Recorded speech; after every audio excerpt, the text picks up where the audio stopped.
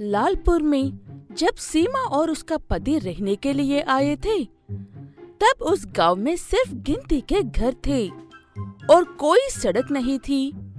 सीमा के पति ने बड़े शौक से अपने घर के सामने एक ताटी मुंजल के बीज बोए थे। आज कुछ सालों बाद वो ताटी मुंजल के बीजों का बड़ा सा पेड़ बन गया है और उस गांव में सड़कें भी आ गई है। सीमा के पति किसी बीमारी की वजह से मर गए हैं और अब सीमा अकेले ही अपने घर को संभालती है, लेकिन अब उसके सामने एक समस्या आई है।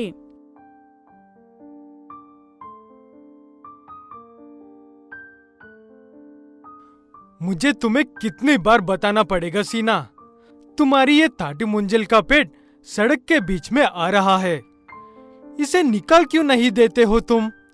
वैसे भी इस पेड़ पर आज तक एक फल भी नहीं लगा है। ये पेड़ सड़क के बीच में नहीं आ रहा है सरपंच साहब। आप सड़क को इस पेड़ से गुजारने की कोशिश कर रहे हो ताकि आपकी जमीन बच जाए। इस पर फल हो या ना हो, ये मेरा पति की निशानी है, मैं इसे नहीं काटूंगी। ऐसे सरपंच हर 2 दिन में एक बार आकर सीमा से झगड़ाने लगता है और सीमा उसे हमेशा इसी तरह जवाब देकर मजबूरी के काम पर चली जाती है। सीमा ऐसे नहीं मान रही है कहकर सरपंच एक दिन सरकार से उस पेड़ पर फल नहीं हो रहे हैं कहकर उस पेड़ को काटने के पत्र लेकर आता है। लेकिन पता नहीं कैसे मगर अचानक से उस पेड़ पर फल लगे हुए थे। आप फिर आ गए सरपंच जी। देखिए, मेरे पास आपसे बहस करने की बिल्कुल भी ताकत नहीं है, इसलिए आज नहीं। हाँ ठीक है, शायद मैं भी फिर कभी तुमसे बहस करने के लिए नहीं आऊंगा, क्योंकि तुम्हारे पेट पर फल जो होने लगे हैं। ऐसे कहते हुए सरपंच वहाँ से चला जाता है। उसके जाने के बाद सीमा हैरान होकर अपने पेड़ पर देखती है।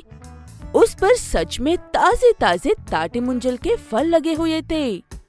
सीमा सिर्फ उन फलों को देखती रह जाती है, क्योंकि वो पेड़ पर नहीं चढ़ सकती थी। तब वहाँ पर एक व्यक्ति आता है। इतने सालों में पहली बार इस पेड़ पर फल हुआ है। हाँ, लेकिन क्या फायदा, मैं तो इस पेड़ पर नहीं चढ़ सकती हूँ। ये फल यूं ही सूख जाएंगे ऐसे। अगर आपकी इजाजत हो तो मैं इस पेड़ पर चढ़ सकता हूँ। आधे आप ले लो और आधे मुझे दे दो। सीमा उस व्यक्ति की बात मान लेती है। कुछ ही देर में वो व्यक्ति सारी ताटी मुंजल तोड़कर आधे फल सीमा को देकर वहाँ से चला जाता है। वो फल बहुत ही स्वादिष्ट होते हैं और अगले दिन सुबह फिर से होते हैं। उन्हें देखकर सीमा, ऐसे कैसे हो सकता है? हमने तो कल ही तो सारे फल तोड़ लिए थे। ऐसे कहते हुए सीमा फिर से उस व्यक्ति के पास जाकर फलों को तोड़ने को लेती है। कितनी बार तोड़ने पर भी अगले दिन सुबह सीमा के पेड़ पर फिर से फल हो रहे थे।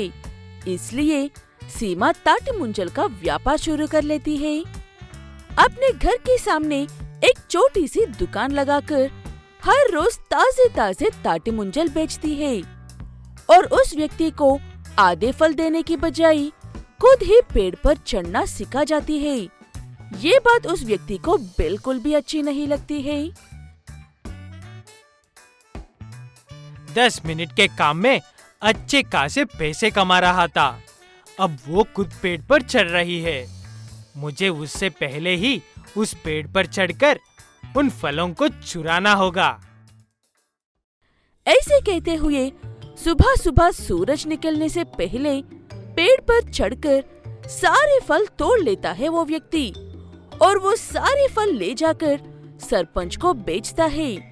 वो फल बिल्कुल भी स्वादिष्ट नहीं थे, इसलिए सरपंच सारे फल फेंक कर वापस से पैसे ले लेता है और सीमा के पास आता है। सीमा, मुझे तुम्हारे ये पेड़ उकड़ फेंकने के लिए एक और वजह मिली है। तुम्हारे पेड़ के फल एकदम घटिया है। लेकिन ये बात तुम्हें कैसे पता चली है? तुमने तो कभी मेरा पेड़ के फल खाया ही नहीं है ना सरपंच साहब। वो बात सुनकर सरपंच चुप हो जाता है, क्योंकि एक सरपंच होने के बावजूद चोरी का सामान खरीदना बिल्कुल भी अच्छी बात नहीं होती है। इसलिए चुपचाप वहाँ से चला जाता है। वो व्यक्ति भी फिर कभी नहीं आता है। ताटी मुंजल ले लो, ताटी मुंजल, ताजे ताजे ताटी मुंजल।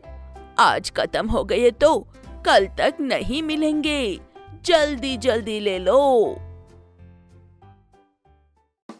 मैं इस बात का पता लगा कर ही रहूंगा कि मेरे पिताजी और बाकी के लोग सिगरेट के पैकेट पर इतने अच्छे से चेतावनी देने के बाद भी क्यों सिगरेट पीते हैं।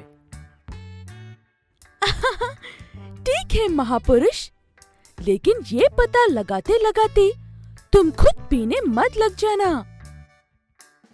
जॉन सिगरेट पीने वालों से बात करके उनसे सिगरेट पीने की वजह पूछकर एक नतीजे पर पहुंचना चाहता है कि लोग आकर सिगरेट पी क्यों रहे हैं, और उसकी दोस्त इस बात पर ऐसे हंसते हुए उसको सपोर्ट कर रही है। जॉन पहले जाकर एक ऐसे बूढ़े आदमी से मिलता है जो अपनी पूरी जिंदगी उसी गांव की एक लड़की की चाय की होटल में बैठकर बीड़ी सिगरेट पीते हुए अपनी पूरी जिंदगी गुजार दी है।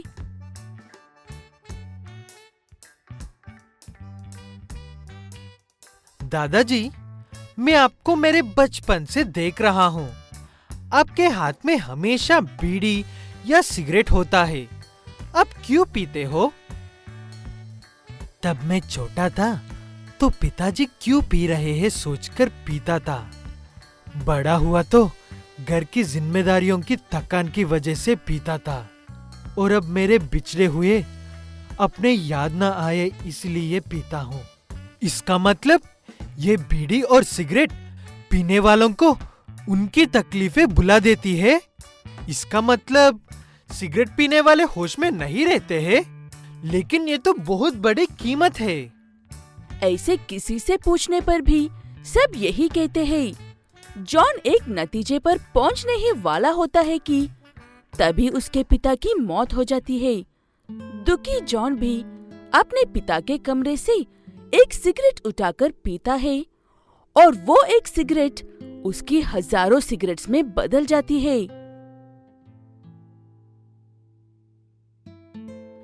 जॉन, तू पागल हो गया है क्या? कल तक जो खुद सिगरेट्स के खिलाफ था, आज वो खुद सिगरेट्स की पैकेट्स खत्म करने पर लगा हुआ है। इस सिगरेट में ऐसा क्या है जो लोग इसे पीने के लिए मरने को भी तैयार होते हैं? ये सोचकर मैं अपने पिताजी के कमरे से एक सिगरेट उठाकर देखा था। ये कुछ नहीं, बस एक शौक है, और ये शौक बहुत जल्द लत बन जाता है। ऐसे कहकर जॉन वहाँ से चला जाता है, और कुछ दिनों बाद स्माइली भी जॉन को देखकर वो भी ऐसे ही पी कर देखती है। मैंने कहा था ना, ये शौक अच्छों को अपने ओर खींच लेता है। हाँ, लेकिन हर काम की एक लिमिट होती है। इस तरह से सिगरेट पिएगा तो बाद में सोचने के लिए कुछ नहीं बचेगा। ये मेरी आखिरी सिगरेट है, इसके बाद सब बंद। कोई भी चीज हद से ज्यादा ठीक नहीं होती है। ऐसे कहते हुए स्माइली वहाँ से चली जाती है और फिर कभी सिगरेट को हाथ नहीं लगाती है। लेकिन जॉन सिगरेट पे सिगरेट पीता जाता है, और एक दिन उसे एहसास होता है कि इन सिगरेट्स की वजह से उसका शरीर बीमार पड़ रहा है। स्माइली, तुम बिल्कुल ठीक कहती है। मुझे अब ये सिगरेट बंद करना चाहिए, और मैं कोशिश भी कर रहा हूँ, लेकिन मुझसे नहीं हो रहा है।